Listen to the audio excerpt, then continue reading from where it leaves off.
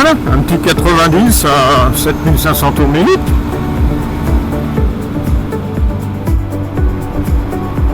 Un petit 70 à 5500 tours minute, en cinquième, hein, bien entendu.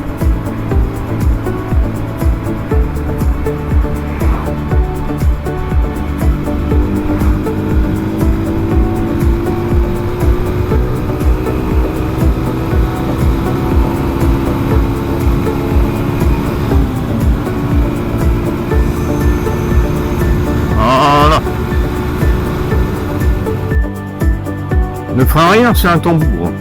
Sans freine. Moyen quand même. Très moyen.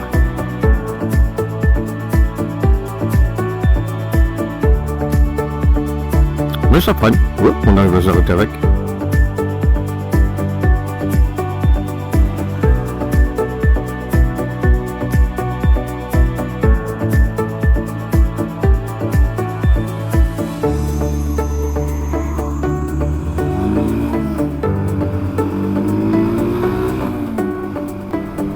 Le frein avant, par contre, lui, il freine.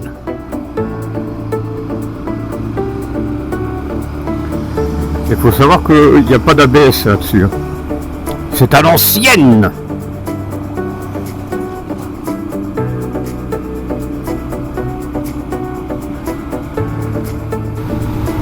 Après, t'en as qui disent en 125, t'avances pas.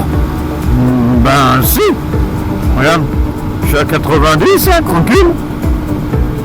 Je fais pas hurler de moteur, même si on sait qu'il est là.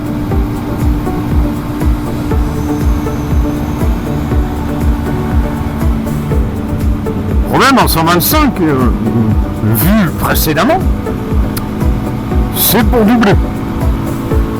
Voilà. Faut être vraiment sûr de ses billes. Il y a aucune place pour l'improvisation.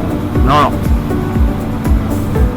Bien entendu, avec le 500 et même plus gros, bien sûr qu'il n'y a pas doublé quand il y a une bagnole en face, ça c'est sûr. Mais enfin voilà quoi. La reprise est beaucoup plus franche. Là, il faut lui laisser le temps. C'est plus souple que le 500 au niveau des suspensions. T'as presque l'impression d'être sur un bateau par moment. Hop là, à celui-là, alors. Celui-là. Quand tu montes, ça va encore à peu près. Mais alors quand tu descends, tu sens qu'il y a une bosse. Question. Quand tu roules en 125, Mossé, est-ce que tu te considères comme un motard?